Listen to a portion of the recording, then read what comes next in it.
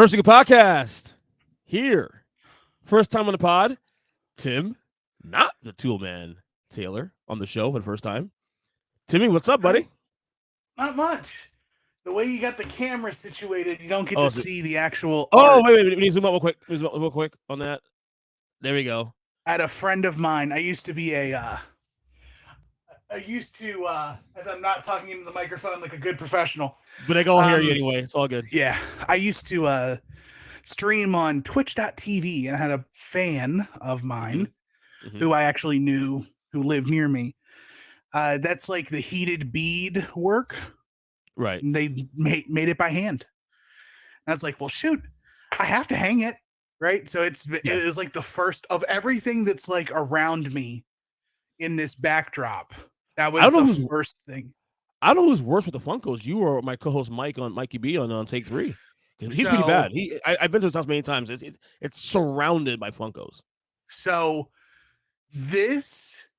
I have these, which is it's a 5 3 stack, and then there's one above here, a 3-pack here, and one over there, and then one on the very top. But my big these are all like my odds and ends. Yeah. Pops. Like there's a couple of sets. Like I'm a big fan of the show The Good Place. Okay. So I have the full set of Good Place pops. I also am a huge fan of New Captain America. Okay. So I have every version of Black. He Black black, Cap. by the way. He black, by the way. My Captain America is black. Yes, my damn Captain right. America does not live in. He does not live in the 20s. He's black. He's black like this. And then I've got a couple of odds and ends. Like I've got Eddie Guerrero over here. Eddie from WrestleMania 20. I've got Ric Flair from Royal Rumble 92. Alex Trebek. Oh, Phil nice. From Groundhog. Yeah, Alex Trebek's right here. Nice. Rest in peace. Phil Connors from Groundhog Day. Florida Stanley from The Office. So in his leisure suit. I love Stanley, dude. I love Stanley. Do too. Arguably a favorite character in the show for the record. Arguably. I have a 3-prong 1A, 1B, 1C of him, Kevin, and I think he's the best of the B characters. Yes. Yeah. Yes. I also have I'm a big fan of, if you're a fan of The Office, you're probably a fan of Parks and Recreation too. You know what's funny? Never watched the show before. Need to watch it. I haven't seen it yet. No. You're right. Good. I need to watch it. I'm pretty bad with this stuff. I'm ADHD. I can't focus. It's all good. No. And I need to watch it. So the creators of The Office made Parks and Rec, and then those people made The Good Place. So they're all connected. So if you like The Office, you will also like Parks and Rec, and you will also like The Good Place. But I have there's a character by the name of Duke Silver. Okay. You will see him once you get into Parks and Rec. But then I've got I've got a Charmander over here. I've got a video game character from one of my favorite video games, League of Legends here. And then I got the NWO 3-pack of Hall, Nash, and Hogan. And all right, original 3. Yeah, the original 3, the Walmart exclusive. And then I've got you can't see it, but I just got him in. Walmart exclusive Cody Rhodes. Whoa! Because I'm on the narcotic. Yeah, you're on it? Yeah, nice. That nightmare narcotic, it's there. But I say all that to say, my big collection is downstairs in the bedroom. I have a shelf double wide, stacked 3 high of Dragon Ball Z. I'm a huge Dragon Ball fan. Especially the character Gohan, which is brothers love that Goku's son. And I hate saying that it's Goku's son because it's absolutely Piccolo's kid. And if you're a Dragon Ball Z fan, you know that. So I actually have a little bit of a collection of Funkos too. Not nowhere close to you or Mike, for example. But I made a mistake years ago when I bought them back in 2014, 2015 of opening them. Some of these have breathed. I used to have a desk job at an actual office. Right. And so as a morale booster, I had loose Funkos on my desk. So like, Yeah. I don't think any of these, except for I think my Braum and my Charmander, but I have a bunch downstairs of DBZ, and then I've got a couple of odds and ends ones too. Like I've got the Kevin Owens one. I have the New Japan Cody pop. Is it New Japan one? New Japan one? Yeah, there was New Japan did a run of, I think it was 4 in the set. I think it was Kenny, Cody, and the Bucks, and they were Hot Topic exclusives. Interesting. And I've always been Cody pilled. Like I love Cody Rhodes. For right or for wrong, he's been my guy. Was Cody AEW, Cody WWE before, Cody now, Cody period. Like Cody since the induction of Dusty Rhodes into the Hall of Fame. Back before he was even signed, when he and Dustin put in their dad, and Cody gave the promo inducting their father. I was like, God, let him get into the WWE. And then he does, and he's in Legacy. Or even before that, he's teaming with Hardcore Holly. Then he's in Legacy. And this is all the time period where you are not watching wrestling. You are out. The 17-year hiatus between 2002 2019. Being lost, lost in the wilderness. Like for 40 years, just wandering, waiting for God to show a way. Well, Jim claims 90, but we won't go there. He calls you old, of course, but it is what it is. You mentioned streaming. So you used to game also? You do game also too? I do. I still game. Okay. I used to stream. It was like, it was a way to podcast without like podcasting. So like, I'm not very good at games at all, but I love the interactivity of live streaming, because anybody can pop in. There's a live chat. You're doing something, you're interacting. And then of course there's like monetary aspects too, where like, of course, if you become an affiliate with Twitch, you can get subs and bits I made not okay money, but like I got paid out a couple of times, and it's like, that's extra found money. At some point I'll probably go back. But the hardest part, and this is like a content creator, and this is like very meta talk on a podcast, but like one of the hardest parts of it being a content creator is the urge to number count. Of course. Listenership, viewership. And like when I was streaming, I was seeing the number and I was like, I'm not happy.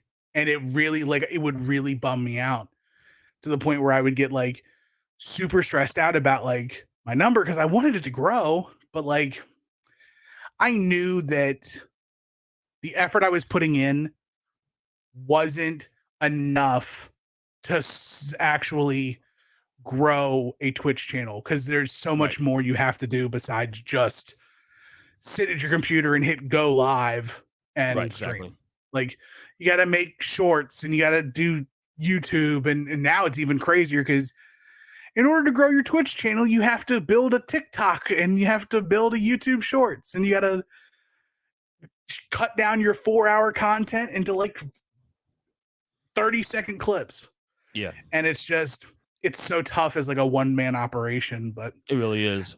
That's where I'm at podcasting now. Podcasting is scratching that itch, and I'm like all over the place. That's what you got to the podcasting. Right? That was the bridge from streaming to podcasting, right? So I did a podcast before I streamed. It was a long time ago. I don't even like talking about the name of the show, because I'm pretty sure me and my friend said some really cancelable crap. We all have, like, brothers. Like, we all have. Right. It was back in like the late 2000s, early 2010s. So like even then, like everything that, like things that I like you could joke about. Yeah. Like of course don't mean any of it, but stuff that you could joke about, we absolutely did.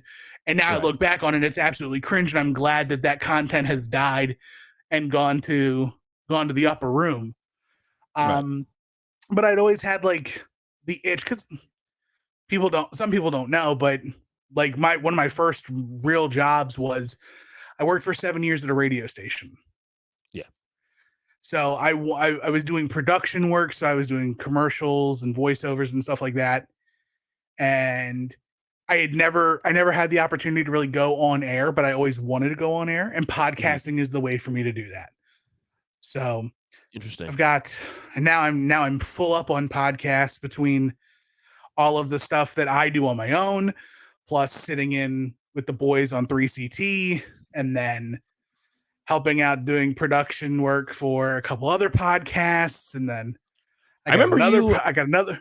I remember you a couple of years ago that you got a little overwhelmed for a little while, and you just took a little hiatus because of it.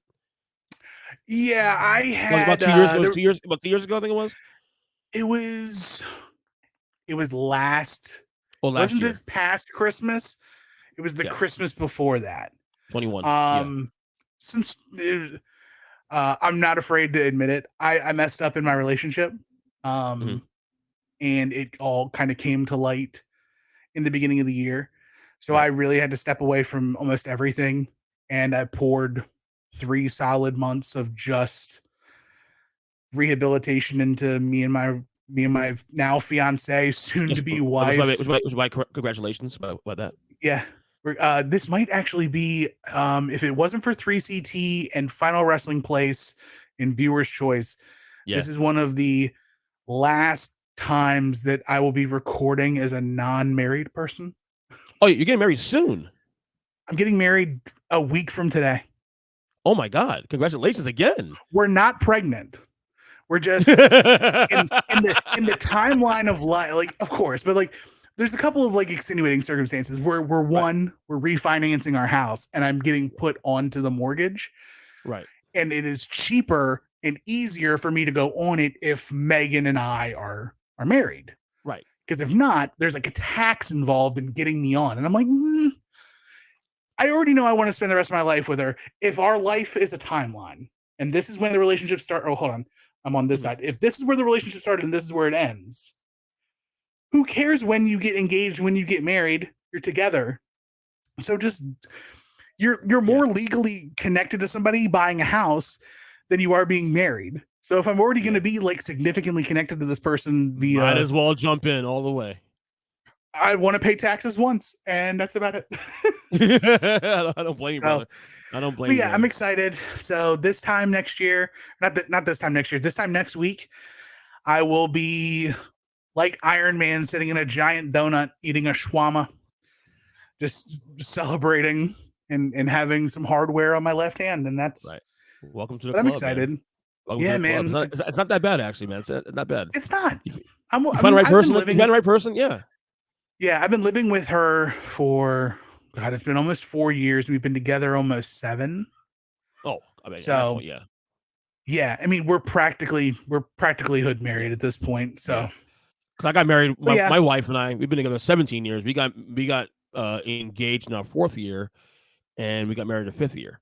So yeah, the timeline's perfect. It works out. Yeah. Are you still perturbed at me for what happened a couple weeks ago when you called me out on 3CT? I actually ended up doing a segment on my podcast. I actually ended up doing a segment for next week. I don't know if you heard that on this show, replaying what you said to me, and then of course Jim starts piling on, and it's on Matt and Ryan and all guys about my fanhood or lack of Miami fanhood because I picked Boston in 6. Right. You picked. No, here's where I was upset. You picked Boston in 6, but then everything else on your Twitter timeline is let's go Miami. Like, so you're betting against yourself both ways. Like, you're hedging your bets.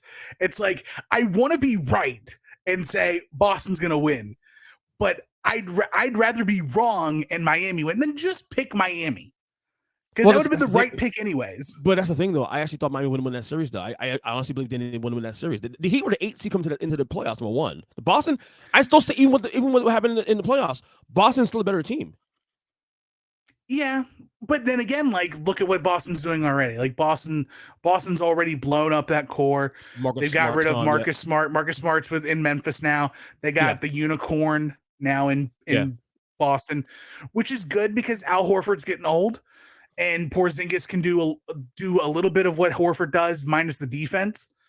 You think I like picking Boston to win that series? I hate the Celtics. Kidding me? Can't stand the Celtics. I do not like this. I hate the Celtics with a passion. I do not have an NBA team. Right. NBA is like the one sport where it's like you have a favorite player and that's it. Yeah. And for the longest time, it was Shaq for me. Oh, really? Okay. Yeah, it was Shaq. I don't know why my camera just went out. Was it Orlando and LA or? Yeah, even when as soon as Shaq came into the league, I loved Shaq. Yeah. And then when Shaq retired, there was always a big void, and like part of me liked Dwight Howard because he kind of filled those shoes, but nobody ever really sat. And now, do you have Florida roots? Florida roots by any chance? No Florida roots.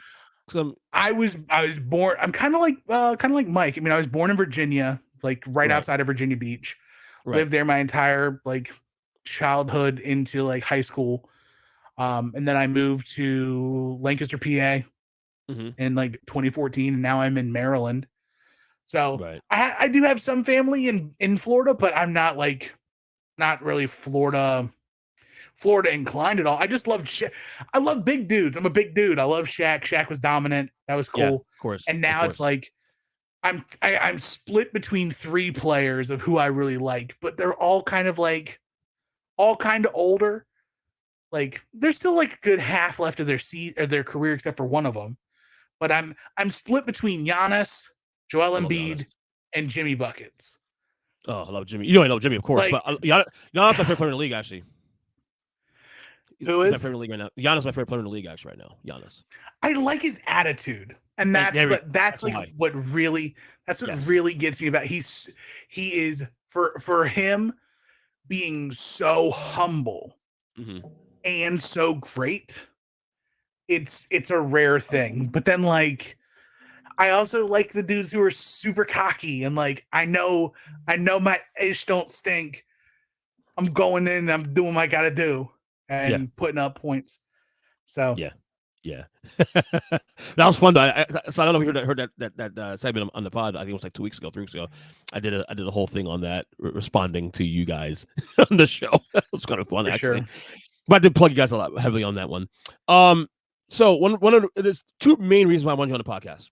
So actually, let me ask you before you get to that segment. Sure. So 3CT. I mean, I've been friends with Jim for a long time, about at least 8-9 years. We were podcast friends, and not that I was on the show and all that, but he'll come on the show once in a blue moon, and we would interact and whatnot. We put that heightened up in the last couple of years, especially. Right.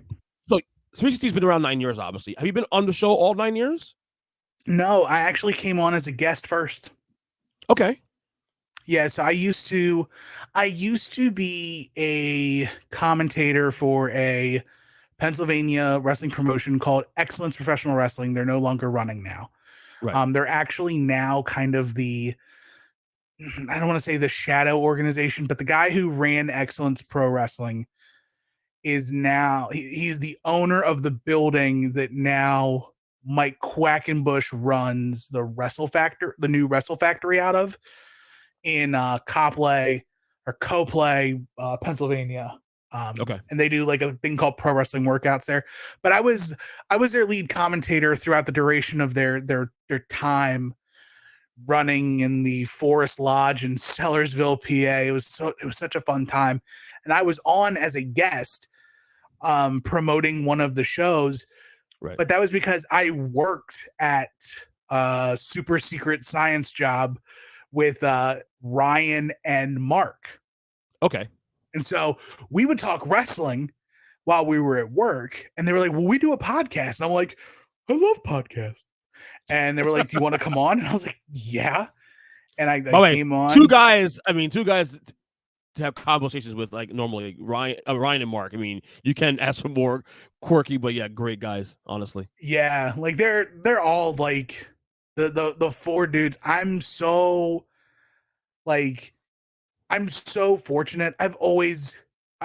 My entire life, I've always been fortunate enough to just luck into being around like a solid group of people at any given time. And I think part of it is, kismet and fate or whatever you call it. But like, I never really had like a super big family. Mm-hmm. So I've always kind of insulated myself with like really close friends and like friends friends of the family I always believe like in friends of the family you choose. And like even later in life, hearing like, the expression like blood is thicker than water. Mm-hmm. There is a turn of that expression where it's the blood of the covenant is thicker than the water of the womb, meaning bonds you make with somebody as like for like a covenant or a partnership or anything is stronger than sharing a relation with somebody. And that's how I feel like Jim and Ryan and Matt and Mark, they're like uncles to me because I'm a baby. I'm the baby of the group. Are you serious? You're the youngest one in the whole group? I'm the youngest of the group. Okay. Yeah. Yeah, I know. I'll be 37 in October. Yeah, so Jim is also like 37, 38 now himself. Matt's on the late. Yeah, that's wow. Yeah. I forgot Ryan is 40 now, I think now. Or close to 40. Yeah, I'm baby, and I've always been baby until like I got later in life, and now I'm like the old man, and everybody I hang around with is young, and like my fiance, she's 30, she's 31, and anytime we talk about anything like music or movies or TV, and I'm like, do you remember this? And she's like, you're old, and I'm like, shut up. Leave me alone. So my wife and I have this almost the same gap, a 7-year gap. But the thing, what reason why her and I got along so well is that she's an old soul. Like she likes older music and older movies. So her and I bond on that immediately. She's like she's listens to the Beatles and all the old stuff from yesteryear, and I'm into the same thing also too. So that kind of helped bond us up too, because like even with a 7-year gap, she was still very very well in tune with culture from yesteryear. For sure. So helpful. Two things I wanted to bring in the podcast.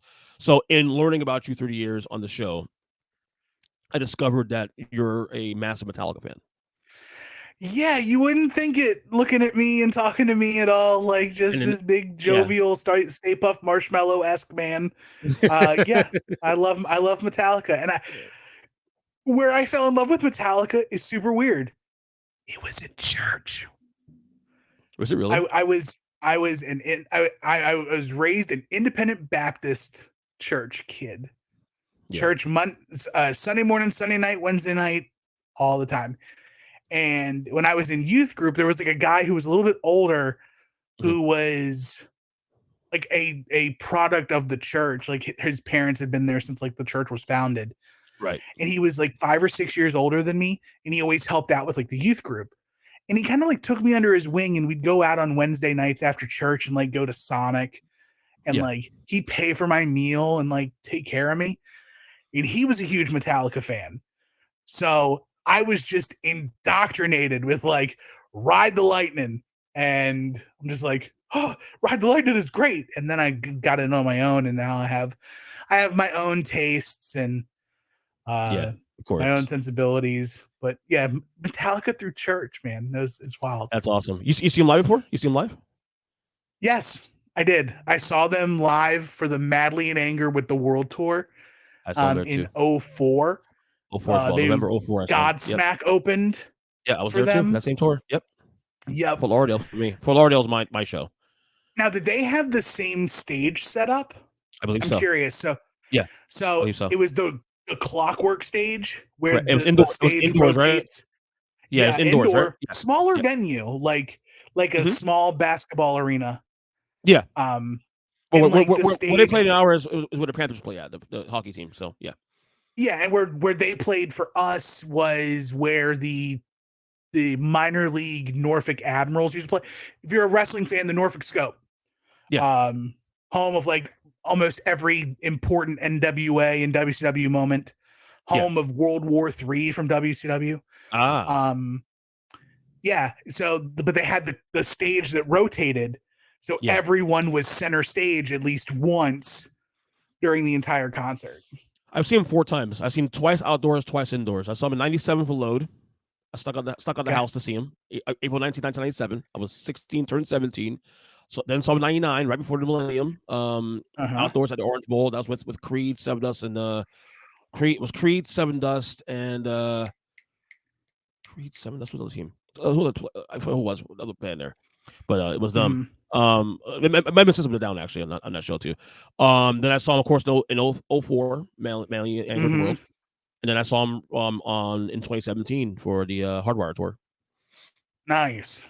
And and that was at the Dolphins, where the Dolphins play at down here. So it's a stadium show. Hard Rock Stadium, yeah. Stadium. It's not a fantastic that night for record. Actually, if you go to my Facebook page, you can find clips of the show on there too. I'm going nuts. Yeah, I think Big Jim went to the Hardwire tour too. He hated it. He hated it. Yeah, because he had bad seats and he was right next. He was right next to the woofer, and I'm like, come on, man, that's not Metallica's fault. No, why are you buying cheap tickets, bro? No, you gotta. I get good seats, but also good seats. I don't sit in the pit because they're the one band where I'm too old. Well, no, that's I'm too. Well, that too, but also for me, like I literally watch them play. Like I watch them.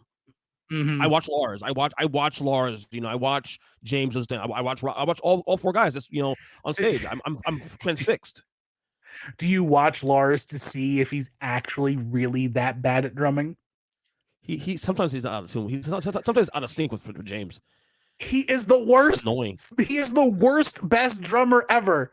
I do not understand how Metallica is so good because Lars is so comically bad. Yeah. All of his fills are like just beating same one drum repeatedly. What he does well. He does well within the Metallica, ecosystem. Want to call it for sure. So they just put out a new album recently. First album since 2016. So 2 seasons. I heard you. I think you mentioned it on one of the shows recently that you were not a fan of the album. It doesn't sound like Metallica to me. Like there are glimpses of greatness throughout the album, and I need to listen to it again just so I know like which songs I'm actually talking about. So I remember before the album came out, when they put out some of the singles, like the 4 singles before it came out, you were some Lux songs. Eterna. Lux Eterna's okay. Or Lux Eterna. You had Screaming Suicide. Hate that. Not a lot of people like that song, to be honest with you. If Daughters Had the Sun. Not really. Not jamming into that. Yeah. And like Lux Eterna to me. Yeah. Like to me, Lux Eterna is like, remember when Fuel was like the NASCAR song? Yeah, of course. Lux Eterna is the new Fuel. Yes, it is. The new. In fact, I've seen it play on at a I don't know what it was a Homestead race or whatever it was in February. They played that song in the background. You're right. Like it. Yeah, that's the song. Like it's catchy. I don't think it's good. Of course, like with every Metallica album, like there's always one or two jewels, but like as we'll talk about it, like what makes the good Metallica albums is the surrounding songs around the pearls. Yeah. And like, there's some albums that sound very much like Metallica. And then there are others that like, what is this? Any songs on the album that you do like? I have to look at the album again. Hold on. Let me pull up my handy dandy iPhone. Cause I'll admit there are some songs that are weird on there too, also. But here's my thing. And we're actually going to rank the albums, you and I, by preference in a second. But we're not going to include this album because the reason why is because I will admit as a biased diehard, okay, that I need this album to settle a few more months, or at least a year, before I really truly feel how I feel the album, because a lot of my excitement about the album is the newness of it too. Metallica puts out albums every 6, 7, 8 years, so it's a big deal when they come a new album. So my excitement about new material almost always supersedes the quality. Like when Saint Anger came out in 2003, I was saying Anger gets panned a lot for being that album. I fucking love Saint Anger when it first came out, and then as years gone on, it settled in a little more. Like, yeah, the production's a little fucking crappy, and even then I knew that, but I was like, I don't care. It's still a new album, Yeah. So the fanboys.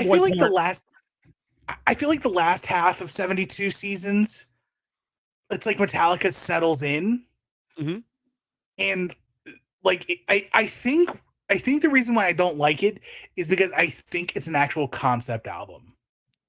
Really? Because if you look up on, I actually looked it up on Wikipedia. Okay. 72 seasons.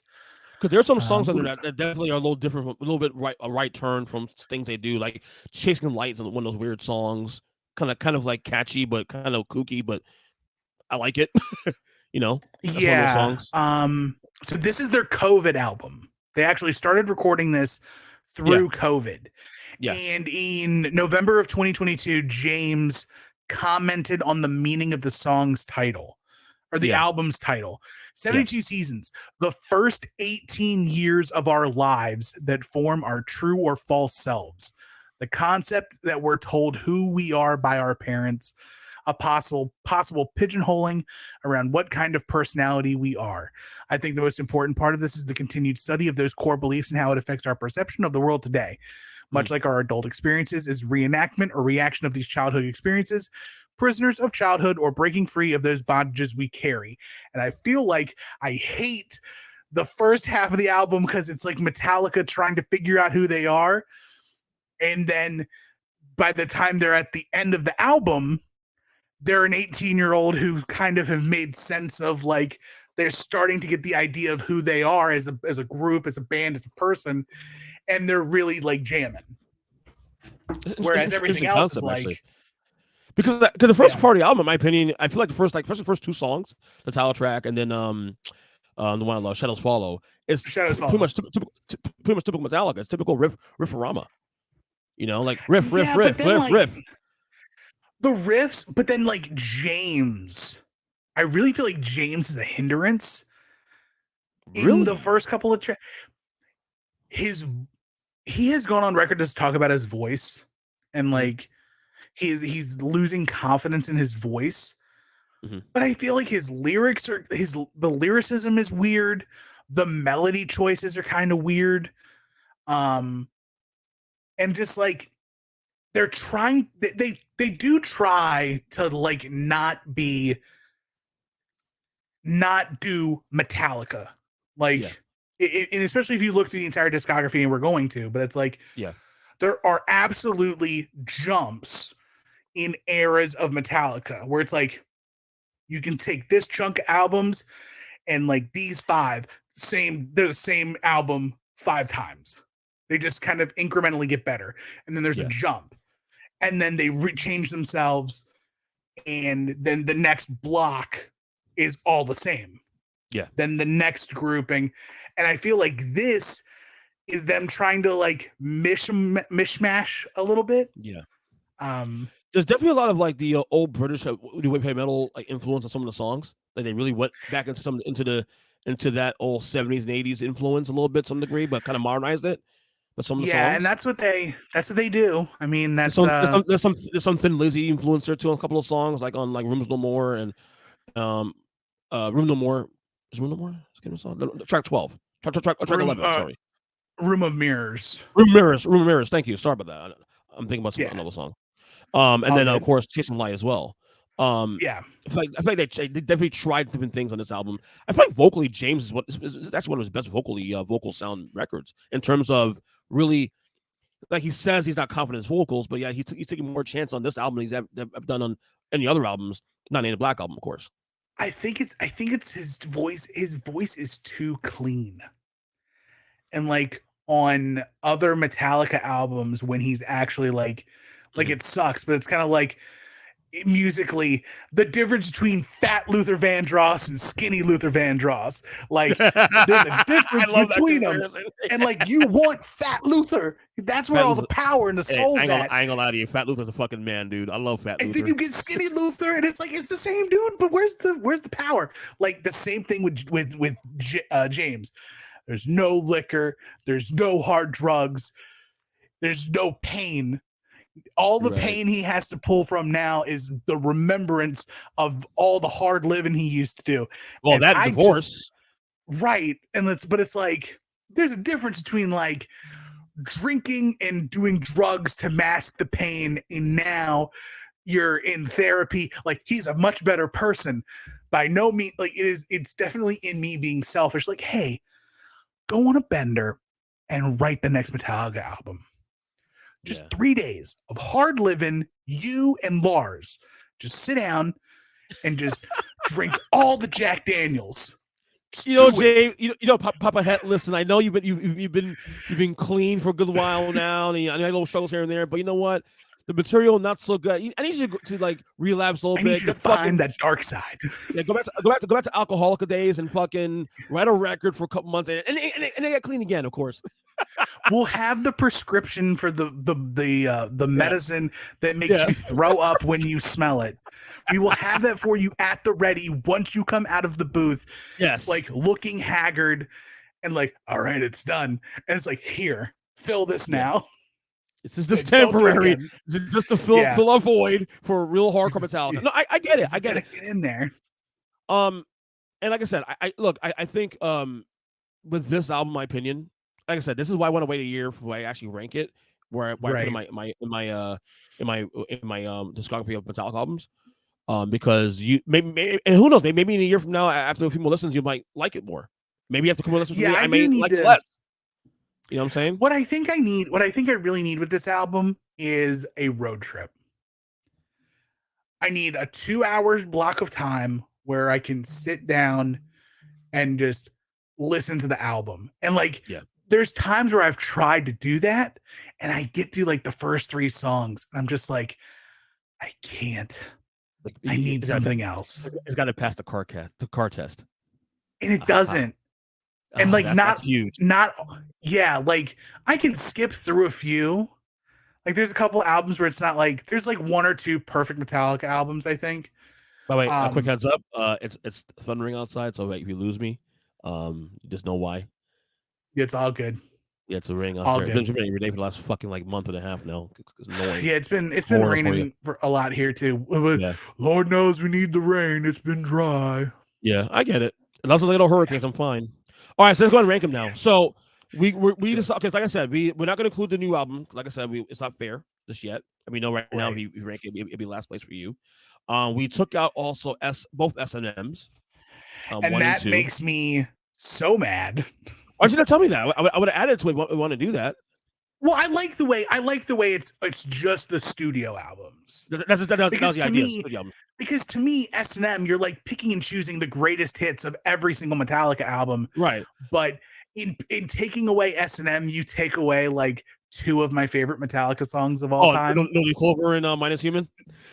Well, no Leaf Clover and Ecstasy of Gold. True. I love that version. I mean, the classical version of that. Yes. And of course, you threw S&M. You got to throw in live shit too. I love live shit from Mexico City. But for sure. Okay, so 3, 4, 5, 6, 7, 8, 9, 10. So 11 records. We're gonna rank 11 records, although they have 12 records, but we're gonna rank 11 of them, including Garage Inc., which is just a record for record. But so we'll go 12 to 1, and we'll just discuss it. What is your 11th favorite Metallica album? Hardwired to Self-Destruct. Really? Oh God. You're gonna hate me then. Oh my God. No, music is subjective, right? Of course. Yeah. It's what it is. It's not to say it's bad, but it's like it doesn't connect with me. I don't feel like there's any songs on this album that are like Metallica songs. Yeah.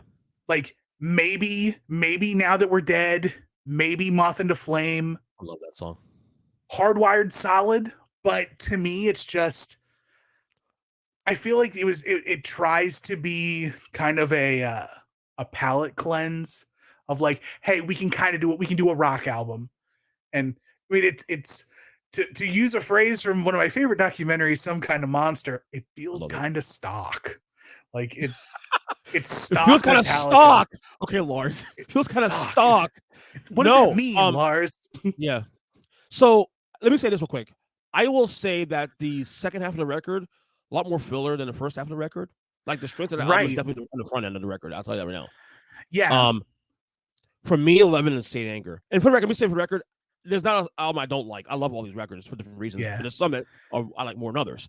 State Anger for me, of course, I think the songs of the album are actually very underrated. The songs itself, the structure, the lyrics, all that. If the production was better, for example, and by the way, for the record, they purposely did this way. They purposely went and created a garage sounding record, but it was way too off left field. When Lars' snare sounds like a fucking Folgers can, that's a problem. But the album, the songs itself are really good songs. Right. My favorite song on the album is Dirty Window, which they played actually on that tour. Thank God. I believe they debuted the song on at my show, if I'm not mistaken. But yeah, Saint Anger's actually a very underrated record. I feel like that album actually ages a little better now. When you actually see how the band's has formed since then, and everything that's happened to the band in the last 22 years. So yeah, I've got Saint Anger a little bit higher, but there's still enough room to talk about other stuff before we get there. So number 10 for you too. All right, number 10, Garage Inc. Okay. Let's go. I love covers, but to me, like I don't love British rock. Like I don't. Like to me, everything that I could literally just all of that goes away. Garage Inc. is literally a 2-song album for me with Turn the Page and Whiskey in the Jar. Really? That's it. The two hits. See, for me, it's actually Astronomy and Sabracadabra. I actually love Garage Inc., to be honest with you. Yeah, like Garage, like I understand that, like it's good. Like it is solid. And like I listened to it again recently, just doing my homework for this. But like Discharge, an England band, Diamond Head, British rock. I'm not the biggest Sabbath fan.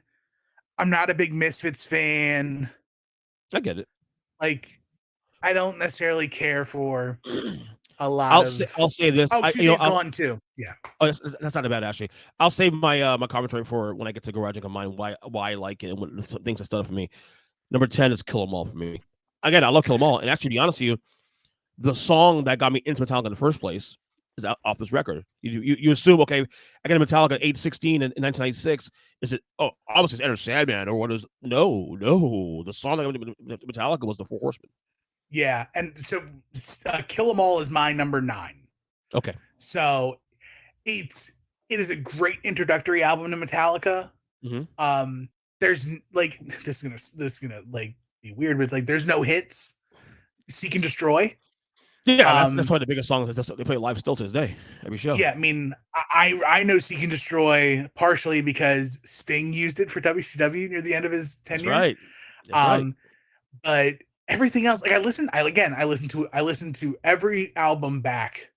Yeah. As soon as the homework was assigned, because I was like, man, there's a couple albums that like I haven't heard in a long time, and Kill 'Em All is one of them because it never really like set into me like as being a decent album. But there's a couple really good tracks that I listened to before that really like turned me back on to the album, like Whiplash, Metal Militia. Anastasia, like, it's amazing. Pulling teeth. Yeah, like fucking. I mean, it's not quite Orion, but it's definitely amazing though. Oh, we'll talk about that. Don't worry. Kill 'Em All though, I will say. Obviously it's an older record. It's the production. Obviously it's free. First album. It's 1983. This is in the fucking warehouse. I'm like, come on. Right. But like I said, it's their opening act. So it is what it is. Number 9 for me was actually, it's gonna surprise you. This is actually a lot of people probably say it's one of the probably different record of Metallica's, but it's not mine. But I like it a lot anyway. But Ride Lightning. Okay. It might be my least listened to album of all the bunch. Actually, even listening to Sanger and Kill 'Em All. Yeah, so I have Ride the Lightning a little bit higher than you. Yeah, I figure that. It's not number 1, but it's not in top 3 though, which is surprising because people have it in top 3. I have it in top 3. Oh, it's in top 3. But for me, my my 2 through 4 is fluid. Like I feel like at any point in time, my songs that I have between 2, 3, and 4, they could be anything at any time. But we'll talk. Why don't you like Ride the Lightning? No, I Or do why like it. aren't you? Why is it lower? I feel for like you? for me, I think for me, vocally speaking, to me, James didn't become really James until Puppets. Right. That was the first sign of James really getting into being comfortable with his vocals as a vocalist for a band. You gotta remember too, also, James was not supposed to be the singer of this band in the first place. True. James just did it because they had no choice. They don't want to sing, so he just started singing. And to me, even though he did Fade to Black and all those songs in there, of course, to me, he doesn't feel comfortable or sound comfortable as a vocalist until Puppets. Yeah. I love Call of Cthulhu on this. Oh yeah, of course. I love Ride the Lightning, For Whom the Bell Tolls, those 2 songs back to back. Of course. Creeping Death. Creeping Death's good. But yeah, it's definitely, I can see where people might not have it high. But yeah.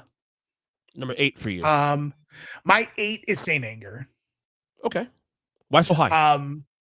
It because it's not that bad. Like I agree with you 100%. I don't think it's the worst Metallica album. It's always going to get looked at weird for multiple reasons, and it makes perfect sense. One, the band is going through a time of transition. This is the first album without Jason. My favorite member of all time for the record. Jason leaves the band. That's a hot take. Jason Newsted leaves the band. Wait, what is the hot take? Him leaving the band or me?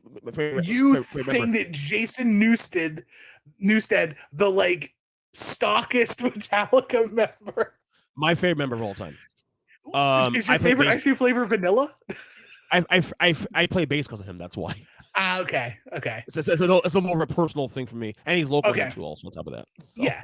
No, he's not like bass like the player wise, like absolutely fantastic. Like, there's a reason why he sticks around and he fills the shoes of Cliff. Right. But Saint Anger is a weird album because one, Jason's gone. Two, the producer of the album is playing bass the entire album.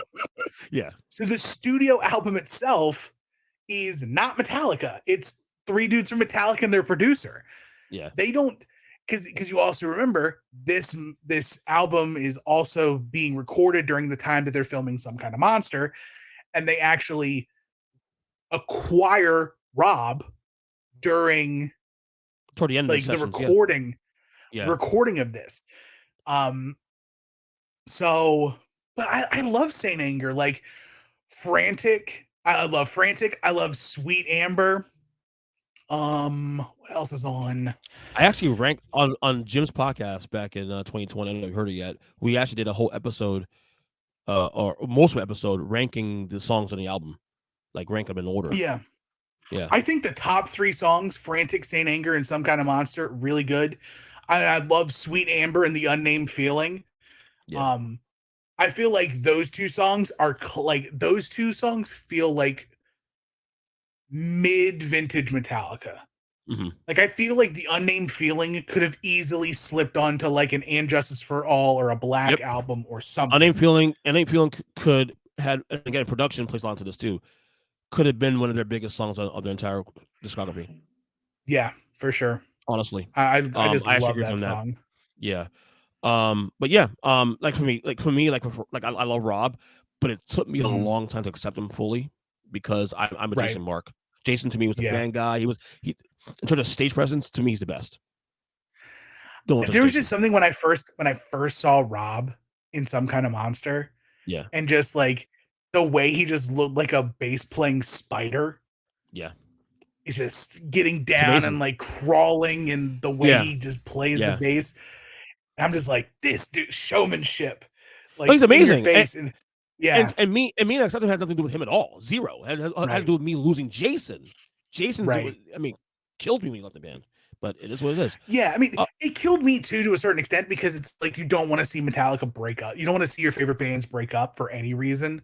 Right. And for them to break up because Jason felt like the odd man out. And he was correct for the record. And even they admit that. Everything he said ended up playing out the way it should have, because Jason was writing it all along. Right. Like, he definitely, he filled the need, but it still is kind of, it's Kirk, Lars, and James, and whoever the fourth is, because nobody's ever going to be Cliff. Right, exactly. So Rob's close. Rob is close, but yeah. And Rob's been in a band 20 years now. Can you believe that? Jeez. Oh my God, I'm old. 20 years. And I'm telling you, it's been 20 years. He's actually the longest tenured bassist now in the band as of this year. I hate everything. It's crazy. 8 for me was Garage Inc. Let me tell you why I like Garage Inc. a lot, actually. Yeah, you say you like covers, but not. I get all that. To me, the success of this album for me is that even though we know these are cover songs, they sound like Metallica songs. Yeah. Metallica has a way of Metallica-ing songs that don't belong to them. Metallicizing. There we go. Metallicizing the songs. So like songs like Astronomy, songs like even the Merciful Fate medley. Like, I'm not a fan of those bands necessarily, but if I heard that song for the first time by Metallica, not knowing it's a cover song, I think it's a Metallica song, not a cover song. Yeah. So that's why I love Garage Inc. so much. They find ways to make it sound like Metallica. Even Saracadabra was a Sabbath song. Sounds like Metallica. Part of the reason why I didn't like the album too is because when I first heard the album, I didn't know it was a bunch of covers. Like, I knew Whiskey in the Jar was a cover. I knew Turn the Page was a cover. But I thought like Tuesday's Gone was an original song.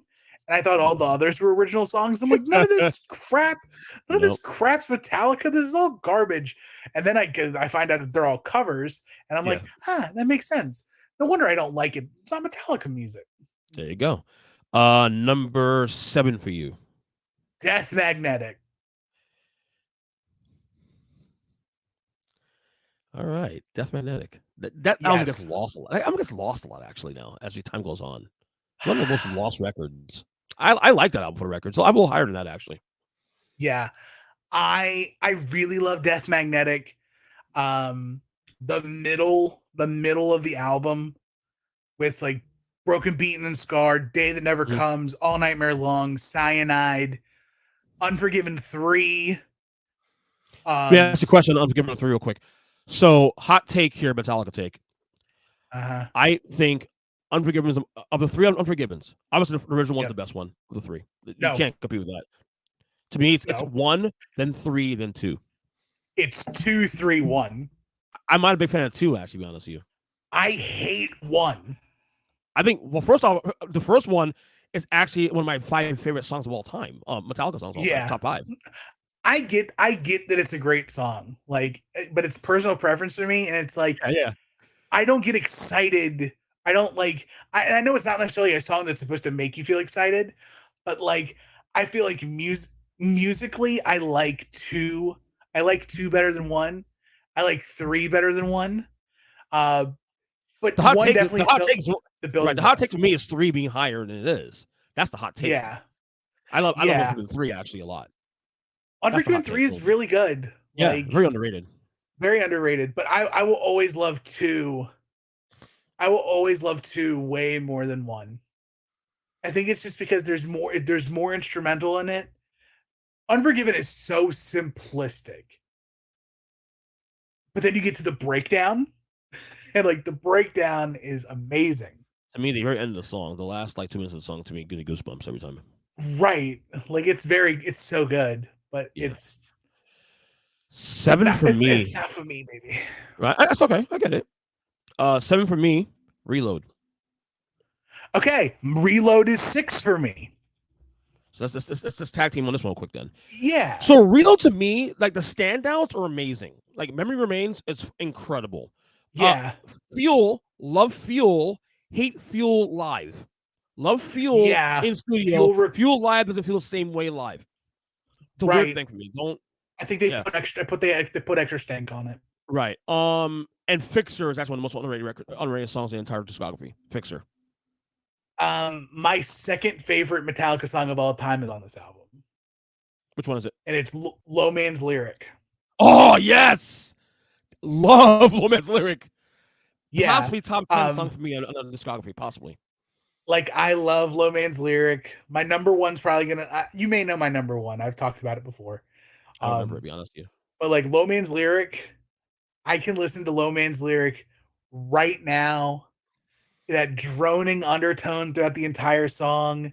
It tells a narrative story. Yes, I love that song. It's so good. Confess all to the rain. It's so effing good, man. I love it. With a dirty hand. It's definitely a top 3 song on the record for me. It Remains, it's Fixer, and it's top 4 because I love Attitude also. Actually, yeah, for me it's Fuel, Memory Remains, Unforgiven 2, and Low Man's Lyric.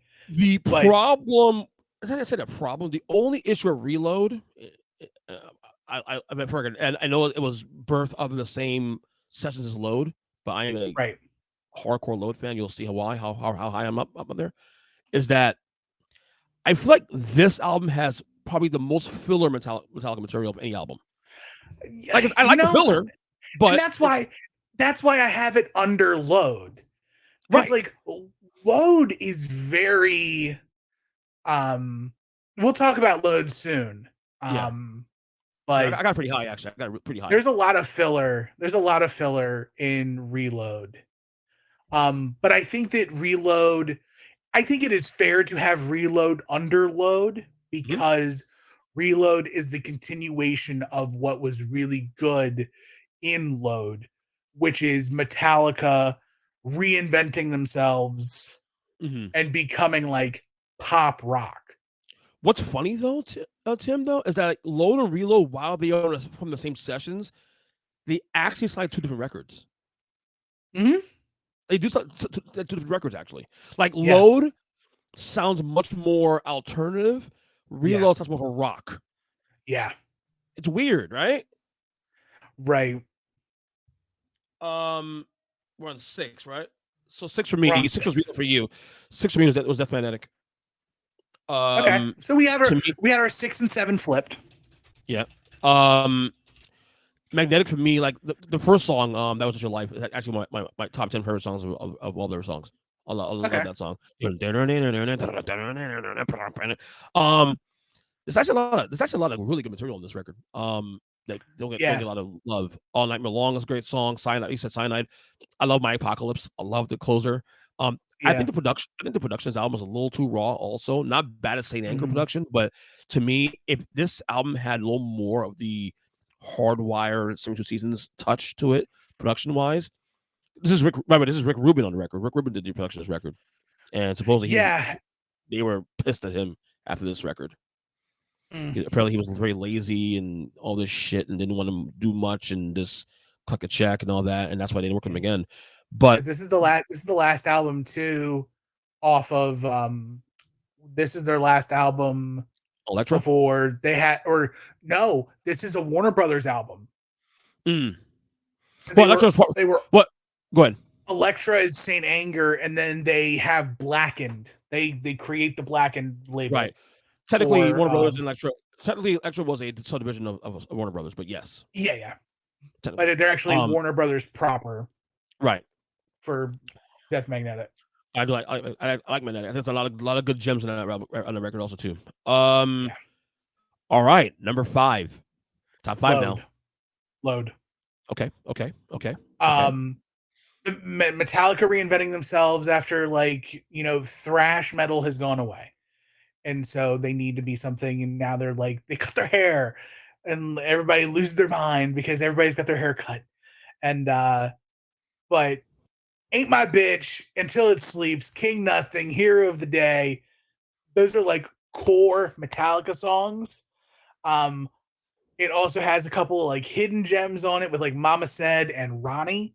And even like the Outlaw Torn and Thorn Within. Like there's like a couple of like they're like B-side tracks, but they're solid. It is an almost full album for me.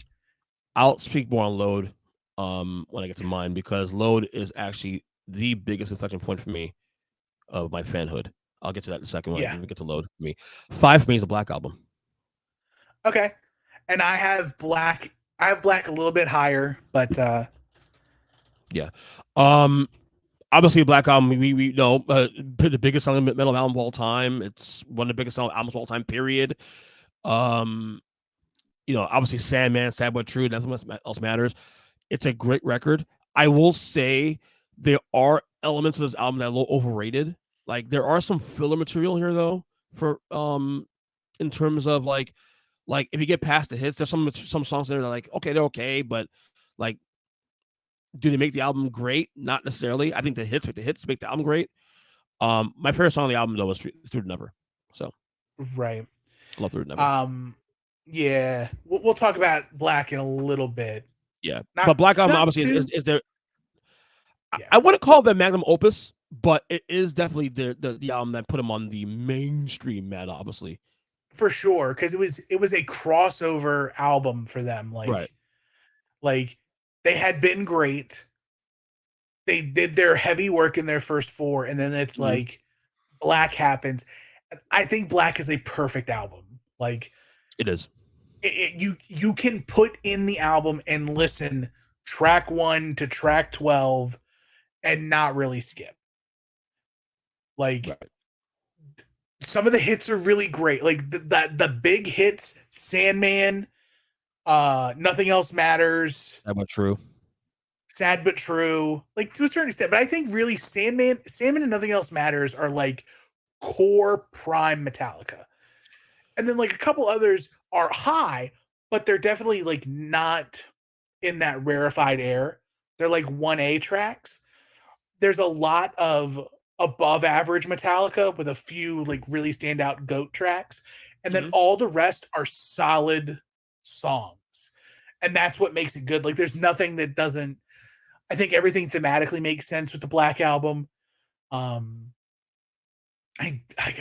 love Through the Never. I love Don't Tread on Me. This album is awesome too. Yeah. Like I love watching the making of the album. I love watching the making of the album too. Like that to me, that was the album that was actually that documentary was what got me into wanting to do music. Watching them behind the scenes make that record. As a kid. So all right, so that's number 5. Number 4. You did number 5 already? You did 5, right? I did 5. My 5 is Load. Right. 4 is what? And Justice for All. It's the first album post Cliff. Cliff is credited for one song, I think. To Live to Die. I think it is To Live to Die. To Live is to Die is credited to Cliff. Right.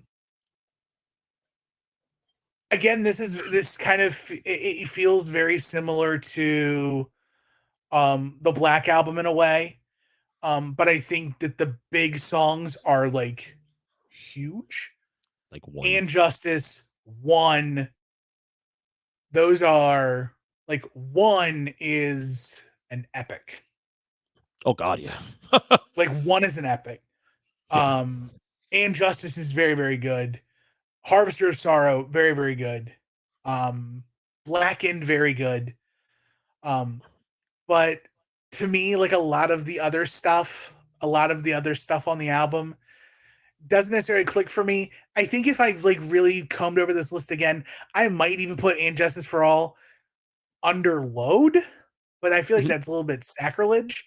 Because And Justice for All is really like, I think it's the perfect 4th album of that stretch with the core 4 at the beginning.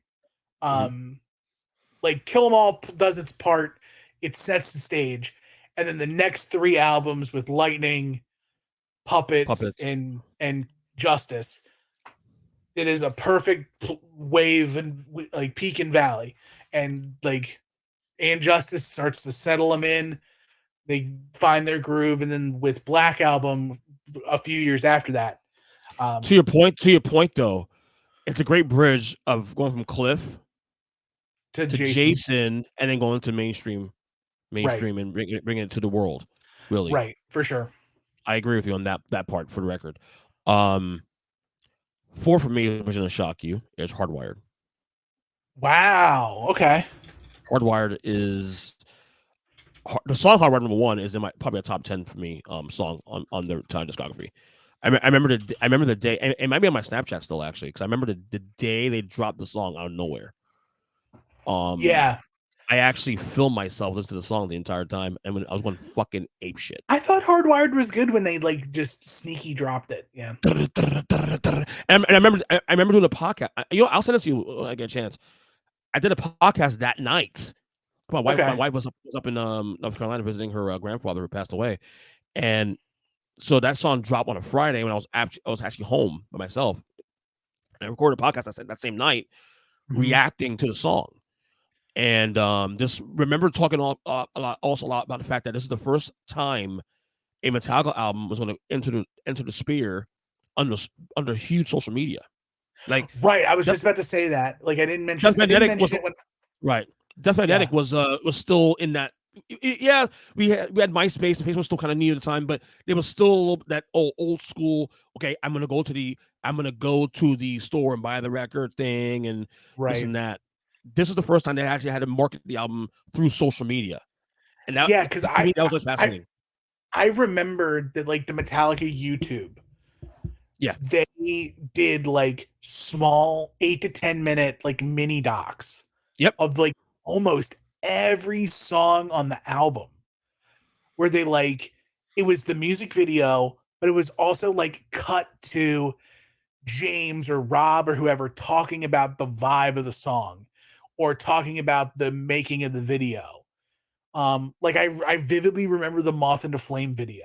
And them talking about their feelings making this song and how they really wanted to like give that illusion of like the moth being enamored by the light and being drawn to it, and then by the time they gets too close they realize it's not a light, it's fire, and they can't avoid their own destruction. Right. But yeah, it definitely pushed the envelope for them. I think that they leaned too heavily on that with 72 Seasons. I think they tried to use the playbook they did from Hardwired for 72 Seasons, and it didn't work. It didn't work. It's like the Wildcat. Like the Wildcat offense, really great the first time that everybody runs the Wildcat, and the Dolphins just absolutely crush it. Then every head coach, every defensive coordinator in the NFL had an entire offseason to just figure out, so the running back's just going to carry the ball. Interesting. We just hit him real hard. Yeah. And like, that's kind of like, it was cool when they did it for Hardwired. And then they kind of spiced it up a little bit. Like, well, not spiced it. They actually like, they took spice away from it for the 72 Seasons release, but similar vein of like spurting out a couple of tracks that they think are going to get traction before releasing the big record. To your credit, though, I will say the comparison to the two records, though, is apropos because I actually have the same feeling. The difference is I do like the record now again, but this is also why I want to give it time to settle before I actually rank this thing, because I think once I have time to sit with it, I'll probably rank it. But I do agree with you on the comparison. And that may be why I've got 72 Seasons as my least favorite album and Hardwired next. Yeah. That's a good point.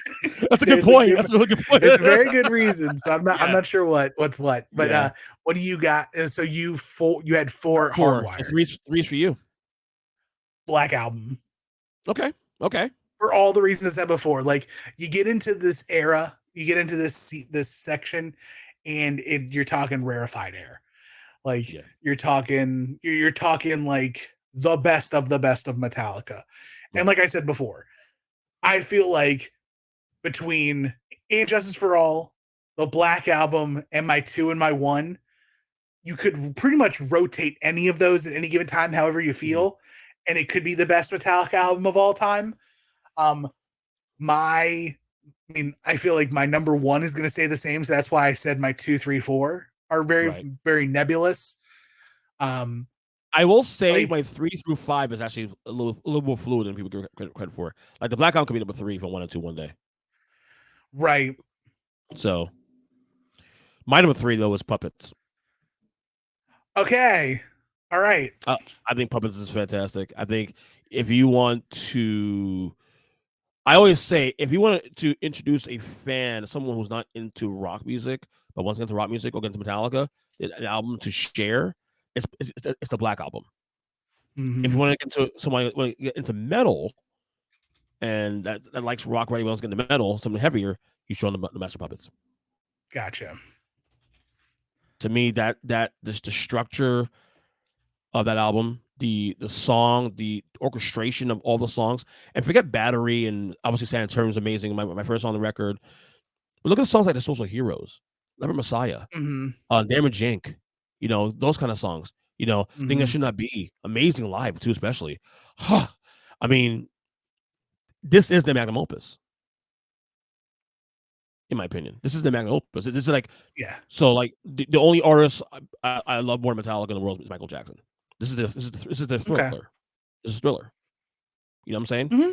So to me, this is like, okay, this is the be all, like, it's not my favorite album, but it's the album that people look at as, okay, this is their, okay, this album and then the Black Album are the two albums that stand out the most of the bunch.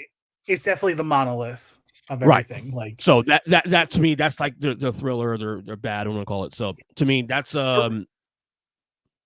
yeah, we're running out of numbers at this point, so we're getting close to So number 2 for you is who? Number 2. Ride the Lightning. Okay. It's an emotional pick for me. Like I mentioned when we started this all, it's the first album of Metallica that I really got introduced to. Right. The opening tracks with, Fight Fire with Fire, Ride the Lightning from the Bell Tolls, Fade to Black, Bam, Bam, Bam, Bam. That's a really solid front four. I love the instrumental called Cthulhu. We've talked about Ride the Lightning all together. We don't need to talk about it more. But for me, I especially love Cthulhu S&M. Cthulhu. Yes. First one. Oh, yep. Yes. So if I'm going to guess you've got Injustice at 2? Nope. Okay. I thought the way you were talking about Load, that you were going to have Load at 1. Load is 2. Okay. Load is 2. So I want to save this for this part here because it's important.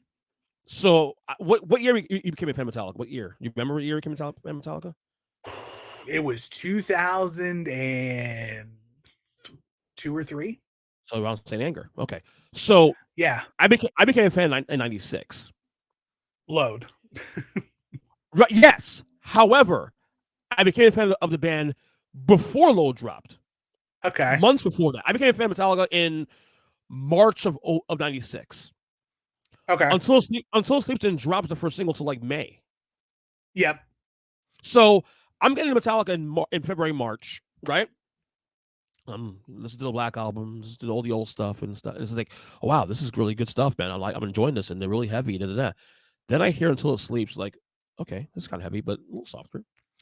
Then I go to Circuit City and buy the Load album when it comes out in June. Was it June 20th? I think it was June, whatever it was. June 6th. June 6th. June. Yeah. Yep. Yeah.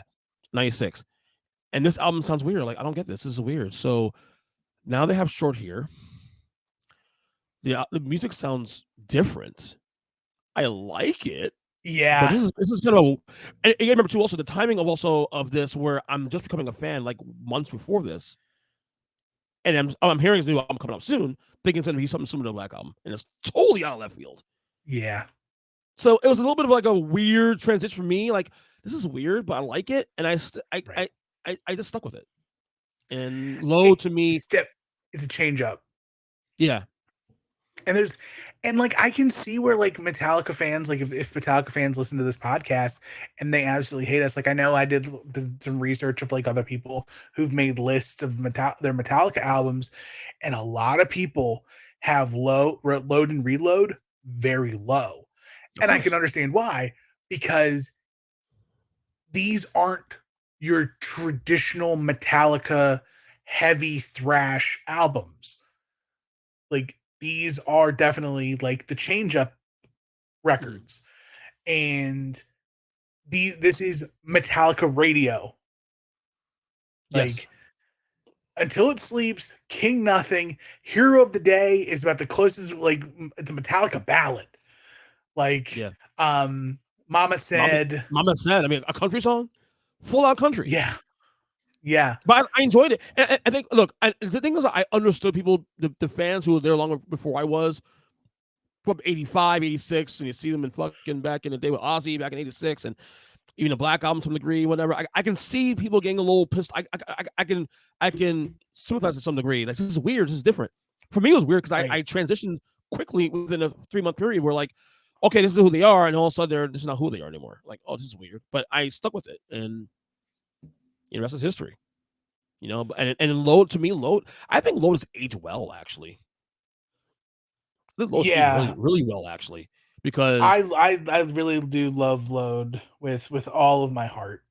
Yeah, that's number 2 for me. So, Ain't My Bitch, and to me, my fandom started here. So I always have that, you know, the album. And I remember the promotion record too. I remember the promotion for it leading up to it, the Motherload contest where they're in the truck and they go to different cities and stuff to you know, play random cities and stuff and play. So I was invested. It was something fresh for me at the time. So Load will always have a preference for me because of that, of the promotion of the record and everything else. Sure. And then seeing for the first time on that tour at 16, turned 17, 16 at my mom's house, because at the time I couldn't go anywhere. Also, I was raised in a very strict Christian home, so Metallica was a no in my house. So for sure. So I had to stick the shit in my house and stuff. The only thing that could have been worse is you being a Kiss fan. Yeah. Or AC/DC.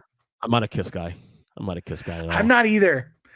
It takes everything in my power for me to just not yuck on James's yum every time. Although I have to admit, though, and I think Jim will actually like this.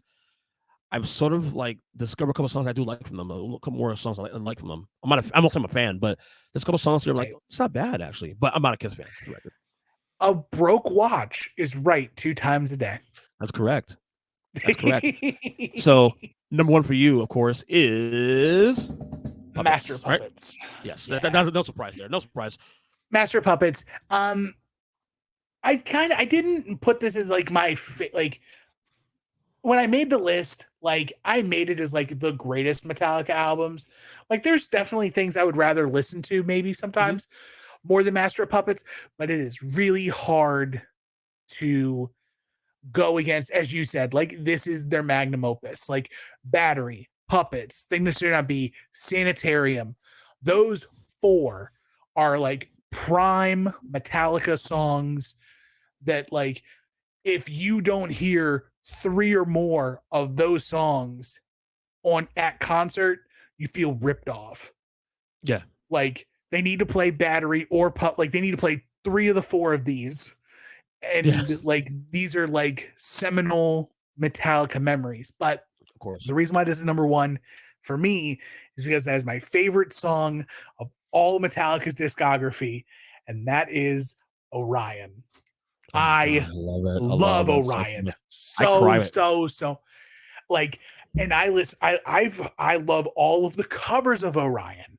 There's the band Mastodon does a cover of Orion. I just saw him last month. Really live. I just saw him live last month.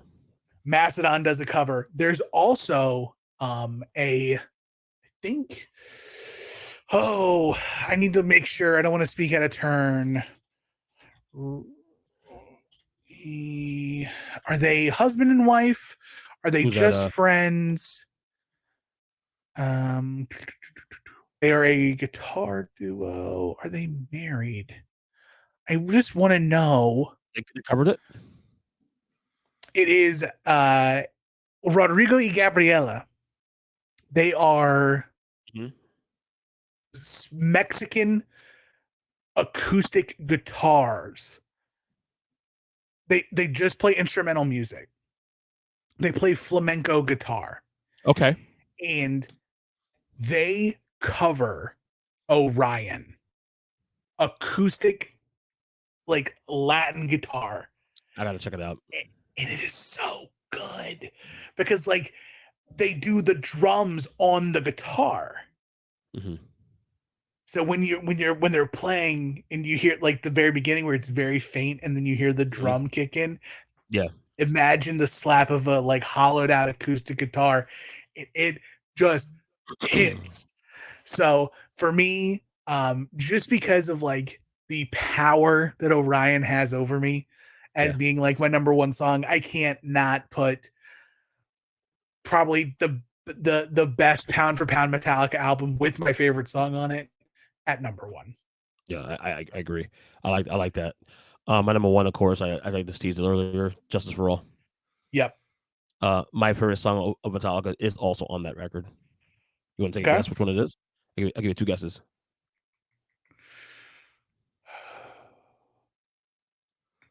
I'm looking.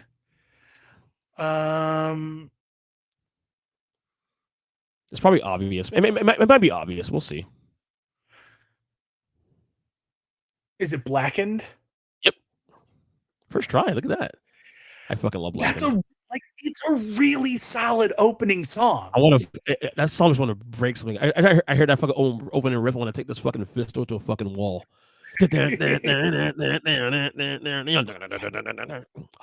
God.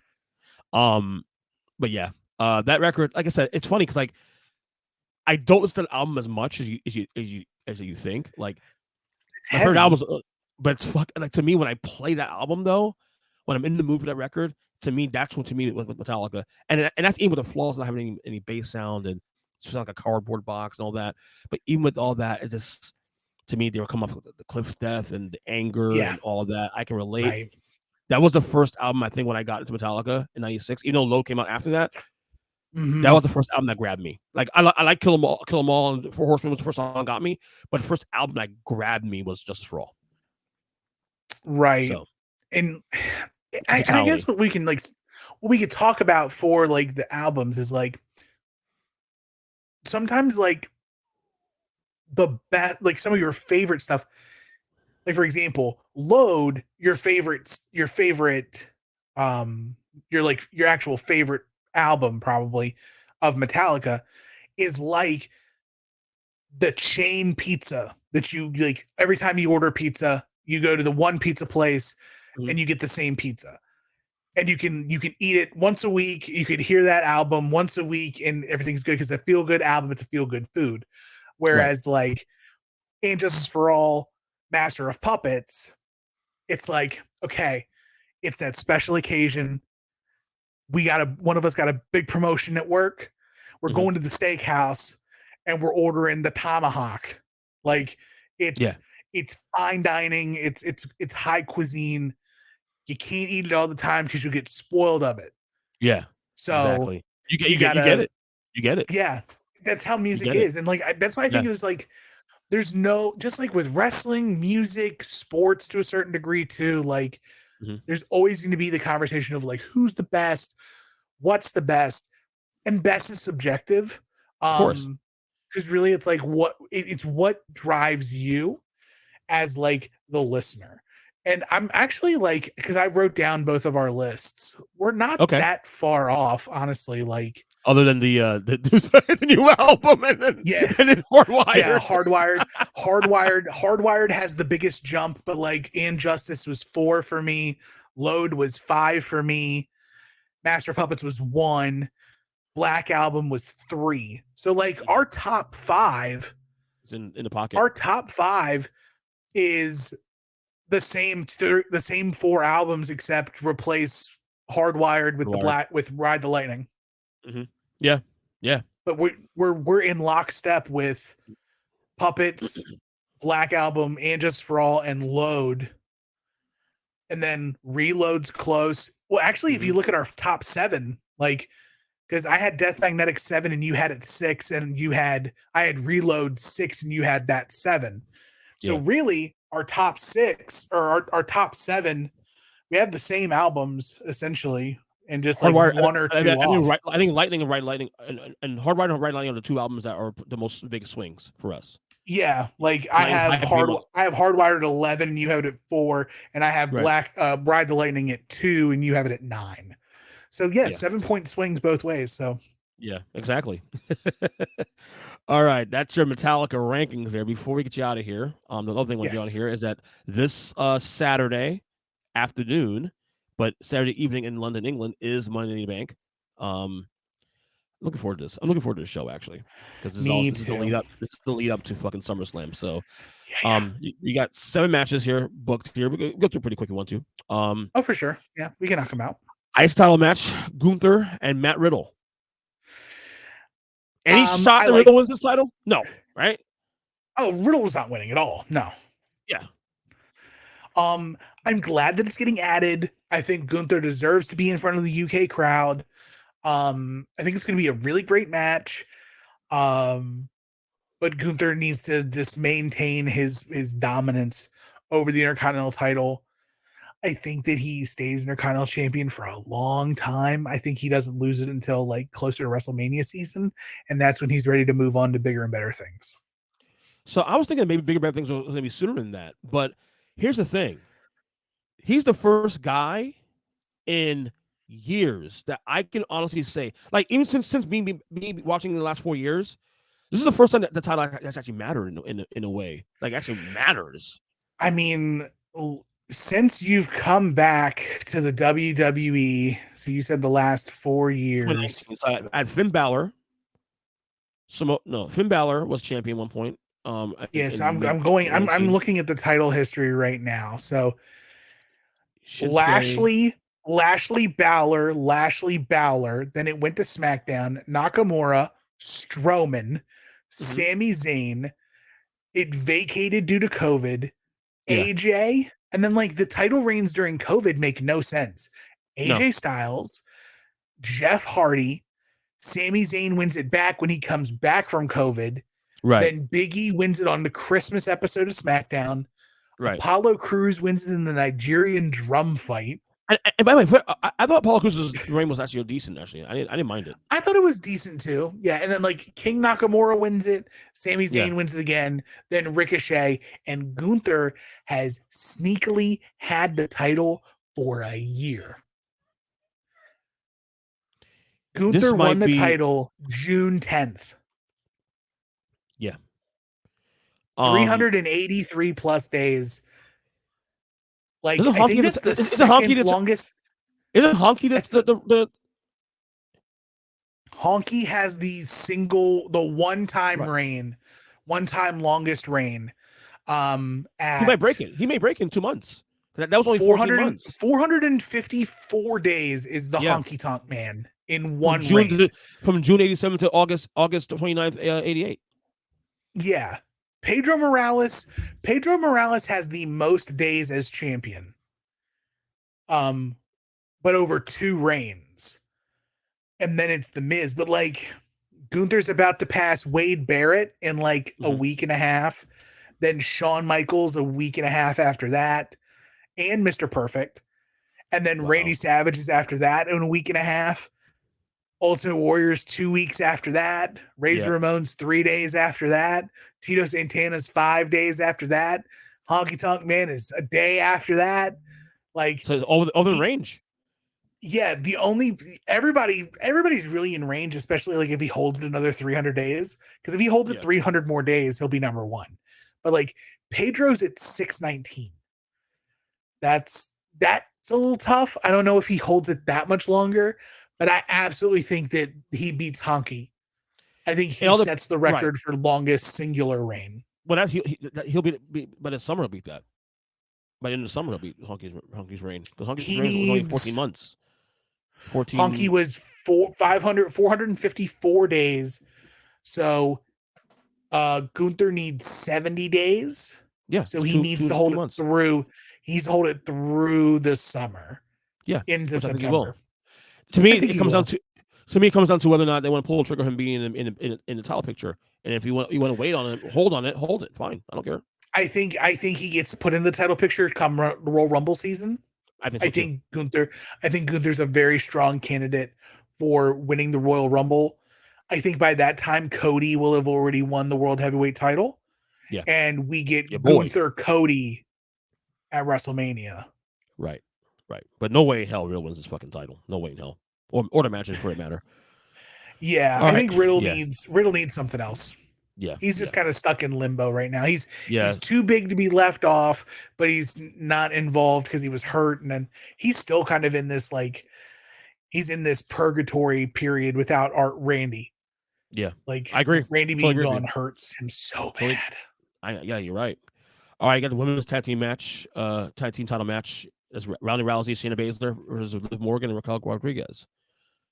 I'm glad Shayna's getting a payday. That's all I gotta say. Yeah. I mean, it wouldn't shock me to see a title change here, but I think it's too soon. I think that Ronda and Shayna are gonna try to do their best to bring prestige to the women's tag titles. This is very much the Boston Hug Connection redo of two strong, independent, strong females holding the titles. And because at any point in time, I think Ronda and Shayna could easily become singles champions too. But Ronda's happy riding with her best friend and winning the tag titles, and it's giving Shayna something to do because she's consistently right on the cusp. She's been started and stopped so many times. It's unfair. Liv too. Liv just got started and then she got hurt and then loses the title, and of course Big Mommy Cool, Raquel Rodriguez. I think her time will come at some point. Yeah, I think it's the right booking though. Let Ronda and Shayna heat up here. Ronda has name prestige still. You make these titles matter. Have it on these two, and Shayna has something to do now because of it now, so it's good. All bases are covered. I agree. So the champs stay champs. All right, the Bloodline Civil War tag team match: Roman and Solo versus the Usos. I've got the Usos. I got the Usos also too, but with some shenanigans and tomfoolery. I think that the Usos pin Roman Reigns. Really? I think that they 1D Roman and they beat Jay, pins Roman. It says a Jay and Roman SummerSlam. I think that they're going to try to set up Jay and Roman at SummerSlam. But I think, do you remember Battleground? I don't know if you had gone back and watched it. The Shield versus Evolution. I know where we get Blue Tista. But the Shield and Evolution are having a feud, and it's an elimination style 3-on-3 match. And the Shield clean sweep Evolution. The next night on Raw, Batista quits Evolution because he says Triple H promised him a world title shot. Triple H reneges, and then Batista does he's in the suit with the vest, and he just does the courtesy wave, and he quits again. And then Triple H goes, "There's always a plan B." And the plan B is the night Seth Rollins turned on Roman, breaks the Shield. Right. I think that they're going to do something very similar here. And that even though the Usos are going to beat Roman, I think Jimmy turns on Jay and Jimmy goes back. On Saturday. No. I think that it happens on a SmackDown. Yes. Okay. I think that Jimmy is a roadblock for Jay at SummerSlam. Yeah. I think we get Jimmy versus Jay at SummerSlam. Oh. Yes. I like that. To keep Roman away, because they know Jimmy's the first person to pin Roman Reigns on television since Baron Corbin. 2019. It's awesome. I love it. I love it. And so having Jimmy gets hyped. He's like, we can do it. We, the Usos, the two of us. And then Paul and Roman and Solo get into Jimmy's ear. It's like, we need a right-hand man. Look at Jay. Jay's taking all the credit for your hard work. What are you doing? I also think you're letting that happen. I also think there will be more names that we don't know yet that will enter this feud. I think we'll see other bloodline people, other wrestlers that connected to the family. Yeah, there's the rumors of the New Japan team of the Gorillas of Destiny, Tama Tonga and Tungaloa, right, which are the kids of Haku and Jimmy Snuka. So right, they're in the bloodline, but they're not of the Alpha line. okay, But they're still related. right. It's all the same. But in the meantime, It's but it's hilarious. Like every Samoan in wrestling is in this one family tree except for Samoa Joe. It is everyone and Joe. oh my god, but Literally you have, every yes. but you have the Usos win this match though, I have the Usos, yes. and pinning Roman. Wow, unbelievable. All right, Pinning Roman. interesting. Everyone fuels to the fire. All right, Yes. World Heavyweight Championship match between Seth Rollins and Finn Balor. I mean, this is a filler match, in my opinion. I mean, it'd be a great match, but I don't see this doing. I think this is one of the top matches on the card. Oh, I agree, but I don't think the result changes. To be honest with you, Part of me says Finn wins. And the title? Yeah. So I do agree that Seth is a transitional champion here. This belt. I think but that when? I think that question, yeah. I think every champion that will hold the World Heavyweight Championship will be a transitional champion. Because I feel like the WWE has been starved of like title wins that like the competition for the World Heavyweight Championship is so like you cannot tell me the gap between like the top 6 guys is so far and away that Seth Rollins beats every major contender, right? Like Finn, they kind of have to make good on Finn from the stuff that happened 7 years ago at the SummerSlam when he wins the Universal title and goes away. He makes a point. There's no shame in Seth dropping the title here, winning it back in Detroit at SummerSlam. You get the rubber match at Backlash. So like there's stuff that's there. I would love to see. I think Finn is like one of the top stars on Monday Night Raw. I love the Judgment Day. In fact, the Judgment Day faction last year has really relaunched and reset many careers. It got Dominic off the ground. It got Rhea's reset. If Finn wins the title here, it's gotten Finn back into the rumbles again. And Damian Priest now was also well. Damian Priest was always good in my opinion, but Damian Priest matters even more now than he never have. For sure, for sure. I agree with that. Yeah, I think I got Finn Balor. I'm happy being wrong, but in my heart I would like to see Finn Balor win this. I'll say this. To swap it back at SummerSlam. I'll say this to your point. Because I agree with you on the whole transitional thing that this belt is going to be the new IC title, the new workers belt. I think Seth won't make it out of the summer as champion.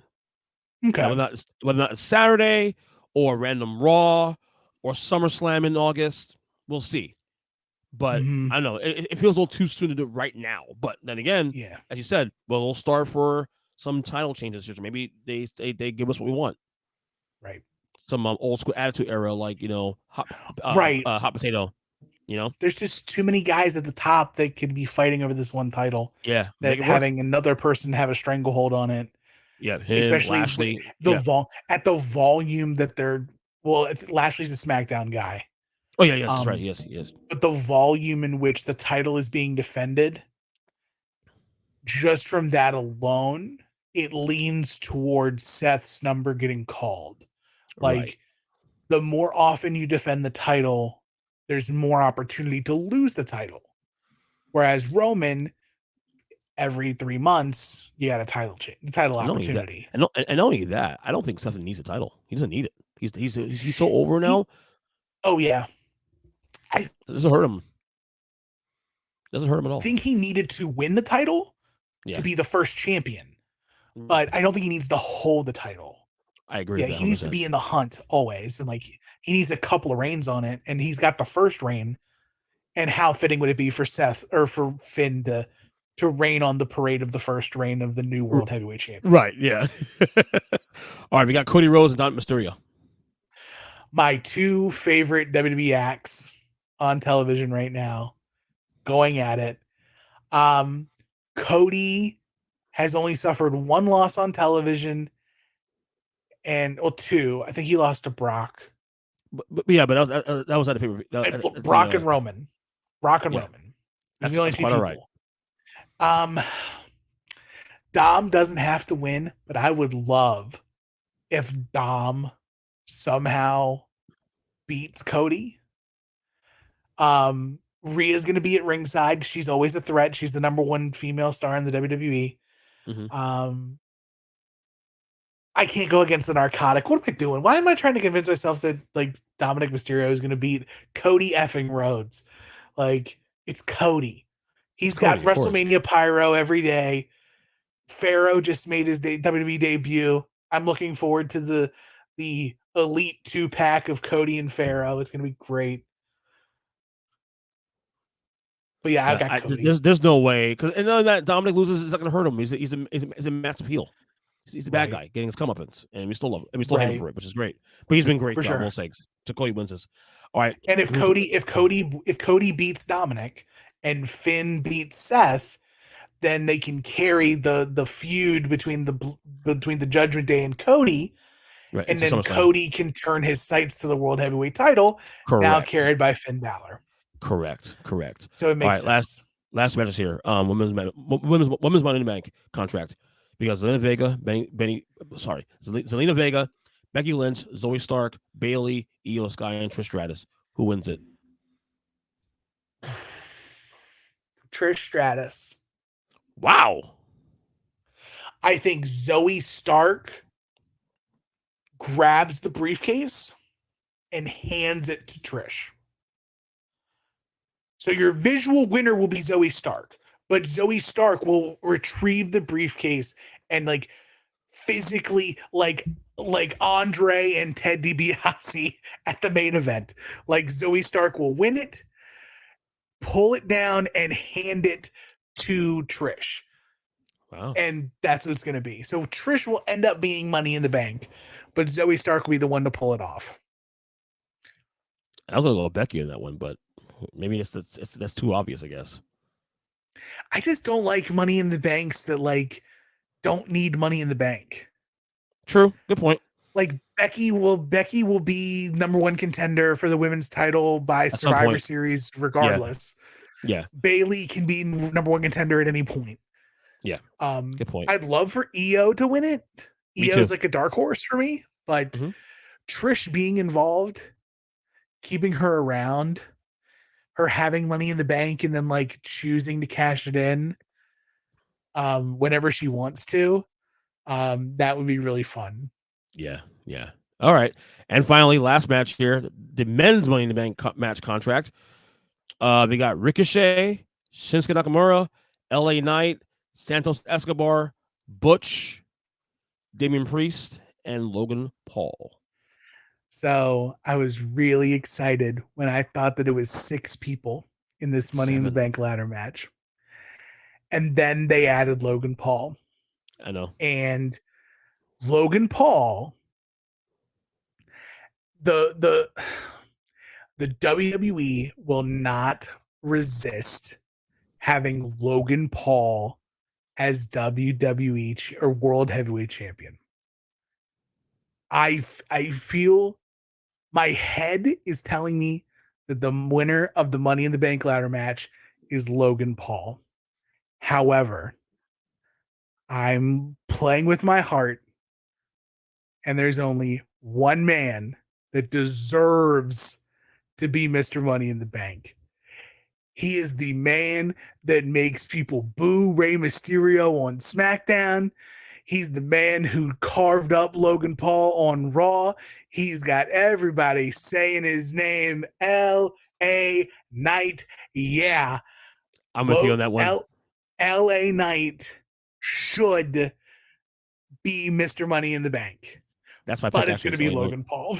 Probably, but I'm picking LA Knight because I also have LA Knight. I wanted to be LA Knight so bad. He's so good. He is so good. And like, I don't care if people say he sounds like The Rock and Stone Cold Steve Austin. Guess what? If you copy an A, you got an A. All right. I agree So with you 100%. he's copying two dudes. All right. So what? So sue me, right? He's fine. He makes the mid card matter, which is great. He's so good. Great and deal. especially if the WWE is worried about his age. If his age is as big of a thing as they say it is. He's 38, he's I think. 40. Oh my God. Pull trigger now. I think he's 40. Let me see. LA Knight. 40 years old. He'll be 41 in November. Okay. Unbelievable. He's 40. He's from Maryland. Yeah, from Hagerstown, Maryland. Uh-huh. If you're afraid of having few money-making years with the multi-million-dollar megastar, what's the harm in having LA Knight carry the briefcase around, getting real hot reactions, getting everybody to talk about LA Knight? Yeah. It's a booking genius too. You could book that and get a lot of traction on that. I agree, 100%. But I feel like Logan Paul might win it. But Logan Paul and the outside promotional stuff. Summer concert series. He goes to all the places and he carries the briefcase with him.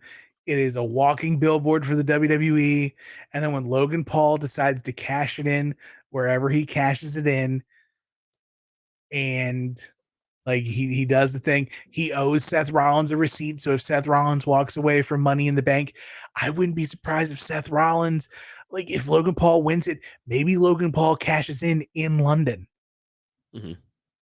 Like, what's to say? Like, and then we get to SummerSlam, and then SummerSlam is like what, a big four-way? Logan, Seth, Cody, Finn. Sign me up. Like, I'll take all of that. But by the way, going back to the Cody match, the Cody against Dominic match, the only way I can see Dominic winning this match is if Brock Lesnar gets involved in cost him the match. And because like Brock's been relatively quiet. He's been radio silent. So and then you got Brock Cody rubber match at SummerSlam, Hell in a Cell. Yeah, and then you can pull him away, and then you can do, you might maybe too soon to do Finn and Cody. No, Finn and Damian Priest. It might also be like a 6-man. No. What if it's like Finn and Damian versus Sammy and Kevin? And like that's where like this splinter happens between Damian Priest and the Judgment Day. Because like they're setting up him leaving the group. But we just don't know when and how. But like especially if the WWE does go back to Puerto Rico. Puerto Rico. Everybody loves Puerto Rico. Puerto Rico. Puerto Rico. Yeah, I don't know. I'm so excited that there's like certain things about WWE that are just not able to be guessed. Obvious. Yeah, it's not obvious anymore. There's a lot of variety. Well, it's gonna be a fun afternoon for me to watch this at 3:00 in the afternoon with my kid. This is a fun podcast day, Tim. You want to plug anything? Before we get out here? We almost went 2 hours today, man. I don't get the plug very often. We kind of cut the plugs out of 3CT, but I'm happy to do so. Yeah, it's okay. I'm fine with it. And not the Toolman across all platforms: Instagram, Twitter, Snapchat. If you care, I'm on TikTok, but I don't send TikToks. But if you have funny TikToks, send them to me. I want to laugh. When I'm not on 3CT every Thursday and Tuesday, I do a couple of other podcasts with a couple of my really good friends. Every week, me and my best friend Marcus do a podcast called Final Wrestling Place, where we take the nouns of professional wrestling, assign them arbitrary red points and green points, either put them in the good place or the bad place. We kind of do a seasonal format. So every month we take a different topic. In the month of June, we covered the summers of CM Punk, going over the summer of Punk for ROH, for WWE, and then split up his AEW run into 2 episodes. July, because I'm getting married, we're rehashing our wrestling weddings series, where we're going to Debbie Savage and Elizabeth, right? And gonna be in there. Well, so I forget who we covered last time, but I think we did Sherry and Colonel Robert Parker. We did Teddy Long and not Charmel, Teddy Long and Crystal Marshall. I think we did all of the weddings of Stephanie McMahon in one episode. There's 3 of them. But we kind of like go off the beaten path and we don't necessarily talk about like the big well-known weddings. Because we kind of want to talk about or we kind of want to lean into maybe the ones you don't remember or the ones that you think were bad and were actually pretty good. But episode 1 for that season is going to be the marriage of Daniel Bryan and AJ Lee. So that'll be fun. We get to talk about CM Punk again. And then after every WWE and AEW pay-per-view, me and Marcus from Final Wrestling Place do Viewer's Choice on the North-South Connection, where it's a live reaction podcast that we do, and we put it up immediately after the pay-per-view. We tell you what's must watch, what's must skip, and who our MVP of the night is. So immediately after Money in the Bank, check out the North-South Connection for Viewer's Choice, and we'll have a nice 30 to 45-minute breakdown. It's not like we're not going over everything you just saw, but if you missed it and you want like the super Cliff Notes edition, that's for us there.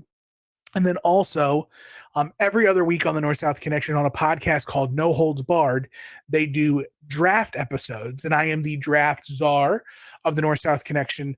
So check out those. They're all on YouTube as well as on your podcatcher of choice. Just search for No Holds Barred Draft Day. And Jim tells me I have a lot of podcasts. I have another one in the hopper that is a monthly podcast that is super fun and like really near and dear to my heart. But I got so much other stuff going on right now. Like I think once the refinance of the house comes through and the marriage settles in, and then we a couple of people that live here are going to be moving and somebody's going to be moving in. So it's like a lot going on, man.